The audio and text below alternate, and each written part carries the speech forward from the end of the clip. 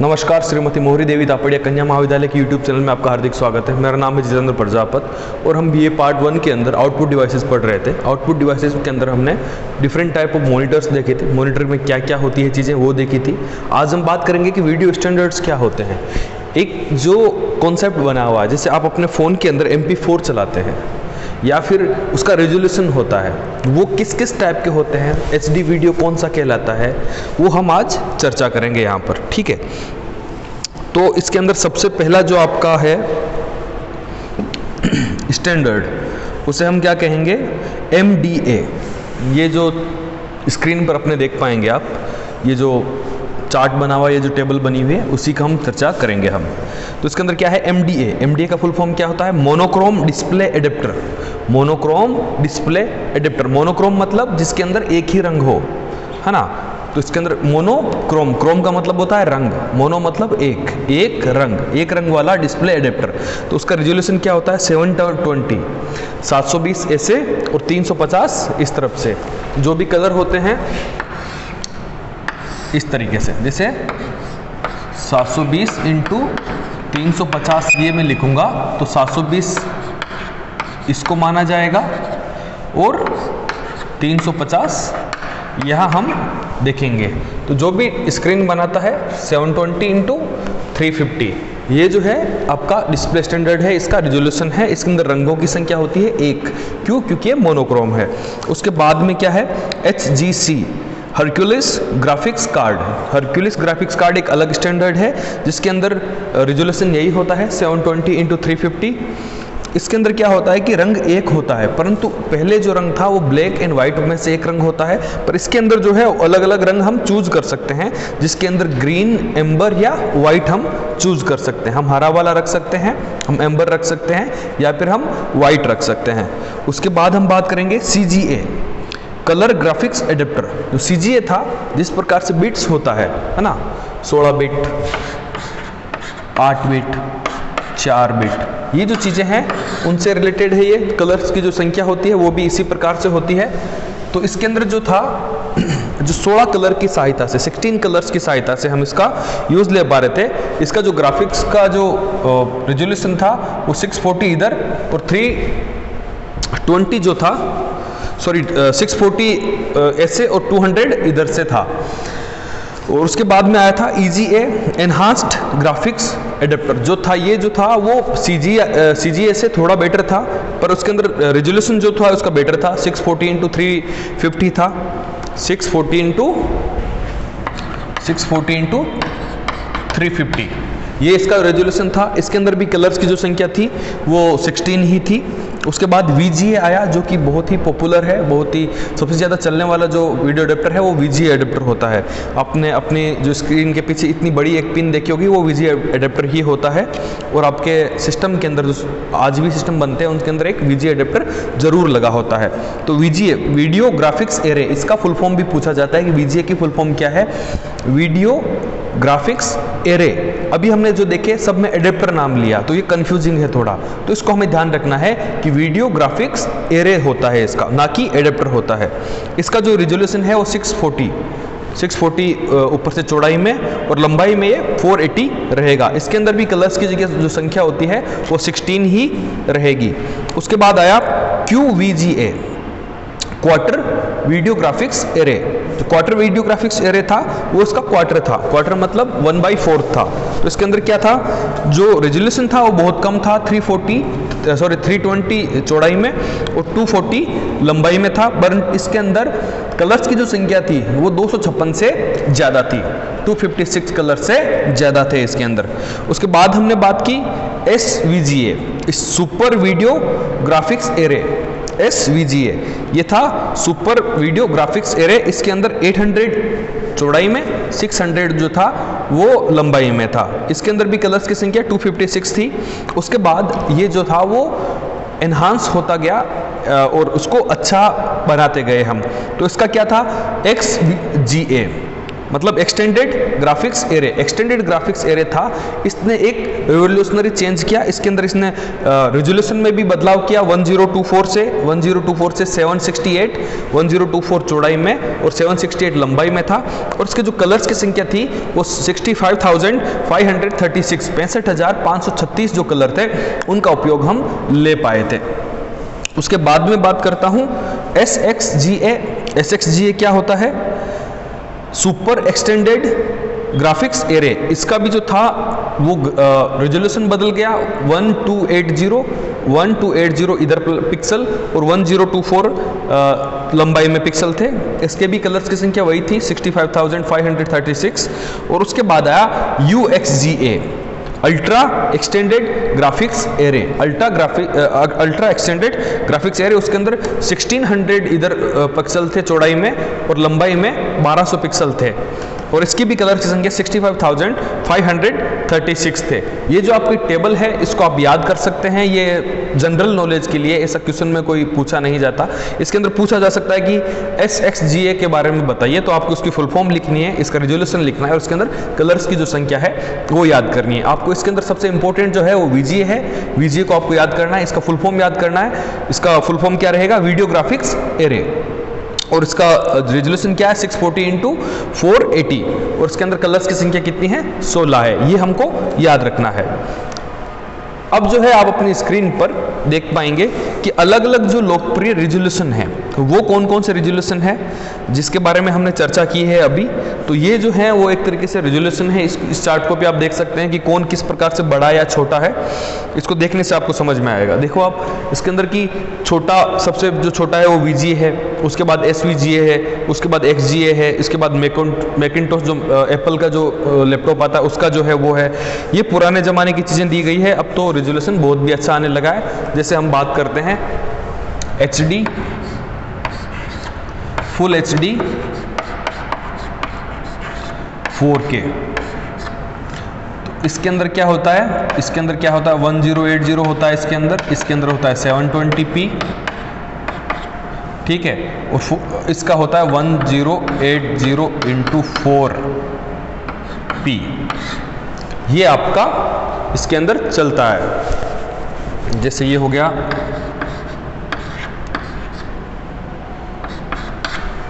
4320 pixels. ये आपका हो गया अलग अलग टाइप के रेजोल्यूशन और different type of display standards. Display standards क्या होता है? कोई भी जब एक मॉनिटर हम बनाते हैं तो उसके अंदर एक स्टैंडर्ड जो वीडियो है उसका एडेप्टर डालते हैं, ताकि जब भी हम आउटपुट देना चाहें तो सर्टेन टाइप ऑफ सॉफ्टवेयर या फिर हार्डवेयर का उपयोग करते हुए हम उसको आउटपुट प्रदान कर सकें, ठीक है। अब उसके बाद आ गया आपका प्रिंटर। अगला जो आपका आउटपुट डिवाइस है वो है प्रिंटर।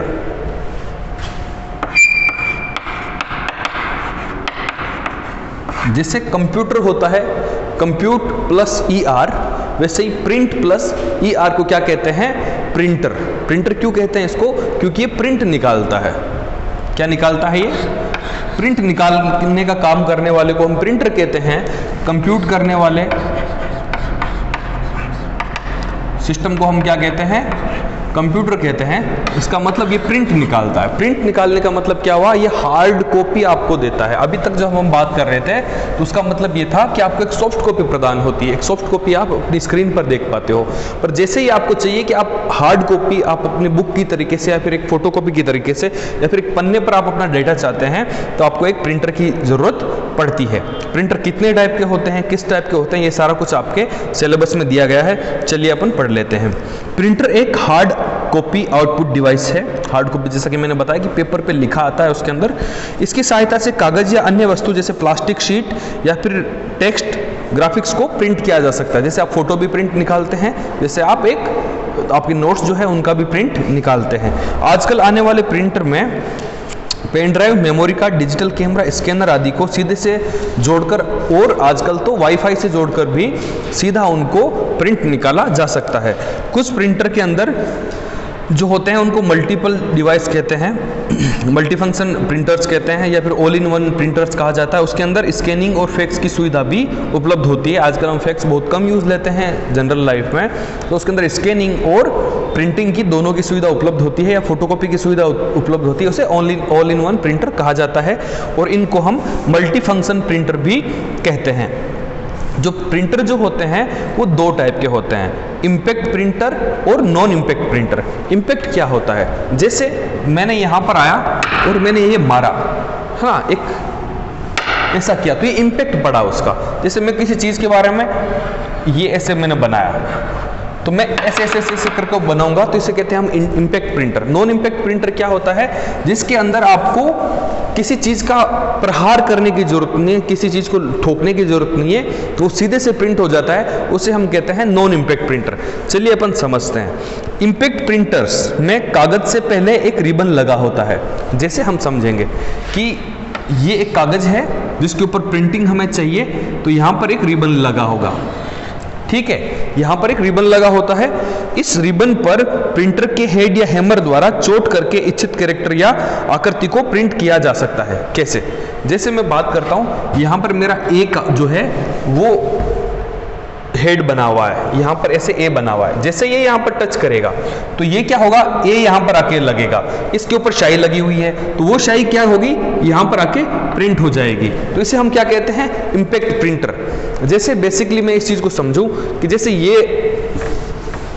ये आकृति यहाँ पर बनी हुई है, अगर मुझे इस आकृति को इसके ऊपर प्रिंट करवाना है तो मैं क्या करूंगा, इसके पीछे शाई लगाऊंगा और मैं यहां से ऐसे ऐसे उसको मारूंगा, तो वो क्या होगा, जहां जहां मैं मारूंगा वो शाई जो होगी वो यहां पर आपके प्रिंट हो जाएगी। इसी चीज को हम क्या कहते हैं, इम्पैक्ट प्रिंटर। इस प्रकार के प्रिंटर में कार्बन का प्रयोग करके किसी भी डॉक्यूमेंट को एक या एक से अधिक समय प्रिंट किया जा सकता है, यानी मतलब उसकी एक या एक से ज़्यादा कॉपी निकाली जा सकती है। चूंकि इम्पैक्ट प्रिंटर जो होते हैं वो चोट पहुंचाते हुए प्रिंट करता है, इसलिए इसके अंदर प्रिंटिंग के दौरान बहुत सारी आवाज़ करते हैं। जैसे आपने देखा होगा कि जो टाइपराइटर होता है वो भी इसी चीज़ पर काम करता है। उसके आगे एक शब्दों का जो होता है, अक्षरों का जो होता है वो एक गोला बना होता है, और जैसे ही एक रिबन लगा होता है, आप पेपर डालते हो उसके अंदर, जैसे ही टाइप करते हो तो वो उसके ऊपर मारता है, उसे अपन क्या कहेंगे, इम्पैक्ट प्रिंटर। अगर आपके आसपास कहीं पर या फिर आप गूगल पे सर्च कर लेना टाइपराइटर कैसे काम करता है, तो आपको समझ में आ जाएगा कि इम्पैक्ट प्रिंटिंग जो होती है वो क्या होती है। इन प्रिंटर्स द्वारा प्रिंट किए जाने वाले डॉक्यूमेंट्स का खर्चा बहुत कम होता है। क्यों? क्योंकि आपको कुछ मशीन नहीं चाहिए, आपके अंदर तो सिर्फ उसके अंदर सिर्फ शाही पर ही वो कार्य कर रहा है। इसके जो है वो कुछ इंपॉर्टेंट एग्जाम्पल्स हैं जिनका आपके एग्जाम के अंदर बहुत बार पूछा जाता है, और कई बार ये भी पूछा जाता है कि निम्न में से कौन सा नॉन इम्पैक्ट प्रिंटर है बताइए, या फिर कौन सा इम्पैक्ट प्रिंटर है बताइए। आपको उनमें से चूज करना होता है। तो आपको अभी जो मैं जिन प्रिंटर्स के नाम बता रहा हूं आप इनको ध्यान से याद कर लीजिएगा। पहला होता है डॉट मैट्रिक्स प्रिंटर जो होता है। दूसरा है डेजी व्हील प्रिंटर, क्या होता है, डेजी व्हील प्रिंटर। तीसरा होता है ड्रम प्रिंटर, और चौथा होता है चेन प्रिंटर। ये जो चारों एग्जाम्पल थे, dot matrix, Daisy wheel, drum printer और चेन प्रिंटर, ये जो है आपके इम्पैक्ट प्रिंटर्स के एग्जाम्पल है। इम्पैक्ट मतलब चोट के द्वारा कुछ भी चीज को प्रिंट करवाना।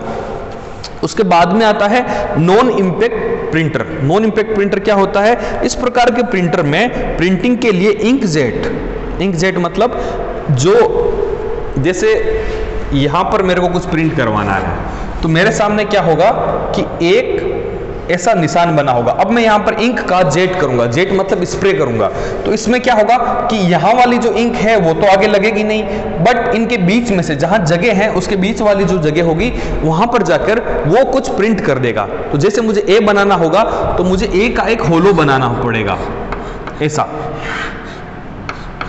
अब मैं इसके ऊपर ये जो बाकी वाला जो पार्ट है ये इसके अंदर क्या हो गया, आपके पेपर हो गया। अब मैं यहां पर स्प्रे करूंगा तो क्या होगा कि ये वाली जो जगह है इसमें से निकल कर के शाही उस आगे वाले पेज पर जाएगी, तो अपने को क्या दिखेगा, आगे अपने को दिखेगा ऐसा ए बना हुआ, ऐसा बना हुआ आपको दिख जाएगा। तो यही होगी प्रिंटिंग। अब इसके अंदर क्या है, इसके अंदर इंकजेट, लेजर या थर्मल तकनीक का प्रयोग किया जाता है। जो इम्पैक्ट प्रिंटर्स होते हैं उनमें एक से अधिक कॉपी निकालने के लिए कार्बन का प्रयोग नहीं किया जा सकता। इन प्रिंटर्स द्वारा प्रिंट किए जाने वाले डॉक्यूमेंट की क्वालिटी जो होती है वो बहुत अच्छी होती है। ये प्रिंटर आवाज़ भी बहुत कम करते हैं, बट कहते हैं कि इनका जो है प्रिंटिंग जो कॉस्ट होती है वो ज़्यादा होती है, परंतु अब जो है हम सिर्फ नॉन इम्पैक्ट जो प्रिंटर्स होते हैं उन्हीं का उपयोग करते हैं। तो आजकल जो इम्पैक्ट प्रिंटर्स है वो ज़्यादा चलन में नहीं है, और अब इनको इतनी तरीके से ऑप्टिमाइज कर दिया गया है इस टेक्नोलॉजी को कि हम आसानी से सस्ते में अलग अलग प्रिंटर्स का प्रयोग, जो कि नॉन इम्पैक्ट प्रिंटर्स है, उनका प्रयोग कर पाते हैं। इसके कुछ एग्जाम्पल्स है इंकजेट प्रिंटर, लेजर प्रिंटर और थर्मल प्रिंटर। प्रिंटर्स को इम्पैक्ट तथा नॉन इम्पैक्ट के अलावा कई आधार पर वर्गीकृत किया जाता है, जैसे उनको किस किस तरीके से अपन इसको डिफरेंशिएट कर सकते हैं। वो उसके अंदर होगा कि प्रिंटिंग की गति के आधार पर, भाई प्रिंट कितना जल्दी करेगा, जैसे प्रिंट पर मिनट होता है PPM, पेज पर मिनट, कि 1 मिनट के अंदर कितने पेज आप प्रिंट कर पाते हो, इस तरीके से भी प्रिंटर को समझा जाता है। जैसे एक इंसान एक गाड़ी 1 किलोमीटर में कितना, एक लीटर पेट्रोल में कितना किलोमीटर जाएगी, ये उसकी एफिशिएंसी है। उसी तरीके से प्रिंटर भी 1 मिनट में कितने पेज प्रिंट कर पाता है, ये उसकी एफिशिएंसी है। एफिशिएंसी के आधार पर कुछ जो प्रिंटर्स होते हैं वो कौन से हैं, कैरेक्टर प्रिंटर, जो एक एक कैरेक्टर को प्रिंट करते हैं, वो पूरे लाइन को प्रिंट नहीं करते, वो एक एक कैरेक्टर को प्रिंट करते हैं। क्यों? क्योंकि मैंने आपको बताया कि इसके अंदर जैसे वो स्प्रे करेगा तो एक एक अक्षर ही वो प्रिंट कर सकता है। तो उसके अंदर क्या हो गया, डॉट मैट्रिक्स प्रिंटर और डेजी व्हील प्रिंटर। उसके बाद होता है लाइन प्रिंटर्स, जो पूरे लाइन को एक साथ प्रिंट करते हैं। कौन सा हो गया, ड्रम प्रिंटर और चेन प्रिंटर, ड्रम प्रिंटर और चेन प्रिंटर। उसके बाद हो गया पेज प्रिंटर, जो एक साथ पूरे पेज को प्रिंट करते हैं। उनके अंदर आ गया इंकजेट प्रिंटर, लेजर प्रिंटर और थर्मल प्रिंटर, ये हो गया। उसके अलावा हम बात करते हैं कि कलर के आधार पर, भाई आपको फोटोकॉपी जो है या फिर जो प्रिंट आउट है वो कलर में चाहिए या फिर आपको ब्लैक एंड व्हाइट चाहिए, उसके आधार पर भी तो होगा प्रिंटर का विभाजन। तो उसके अंदर भी 2 होते हैं, एक तो होता है मोनोक्रोम प्रिंटर, मोनोक्रोम मतलब सिंगल कलर वाले, या तो ब्लैक होगा या फिर व्हाइट होगा, और दूसरा हो गया कलर प्रिंटर, जिसके अंदर बहुत सारे कलर होते हैं। कल से हम क्या करेंगे, बहुत ही इंपॉर्टेंट जो पार्ट है आपका शुरू होने वाला है, हम डॉट मैट्रिक प्रिंटर से पढ़ाई करना शुरू करेंगे कि किस किस प्रकार से इनकी कार्यविधि है, ये किस प्रकार से कार्य करते हैं, और आपको एक अच्छा प्रिंट आउट कैसे मिलता है, इनके बारे में चर्चा करेंगे। बहुत ही इंटरेस्टिंग होने वाली ये क्लास है, तो आप बने रहिएगा हमारे साथ। अपने स्वास्थ्य का खूब ध्यान रखिएगा, घर पे बैठ के खूब पढ़ाई करें। धन्यवाद, टेक केयर।